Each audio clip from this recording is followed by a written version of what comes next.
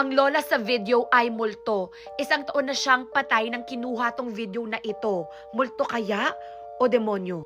Nagtrending ang video na ito kung saan yung bata ay nagfi-film ng selfie video na biglang may lola na sumulpot sa side niya.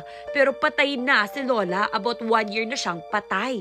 Ang gamit niya ay ang cellphone ng kanyang nanay. So yung nanay niya nagluluto, so nilapag yung cellphone. So yung bata, nung Mother's Day, kinuha yung cellphone para mag-selfie at mag-selfie video.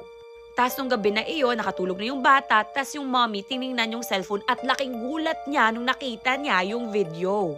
Kasi nakita niya yung kanyang patay na nanay sa video with her son. Mga 1 taon na namatay yung nanay niya. So saan nang galing si Lola? Multo ba niya yun? Or pwede ring demonyo na nagdi-disguise as Lola? Or baka ibang multo na nagpre-pretend to be Lola? Because sometimes other ghosts or demons can pretend to be our loved ones. So nagtrend to at naki-MJS. So ano sa tingin nyo? Edited? Or may supernatural na kababalaghan nangyayari?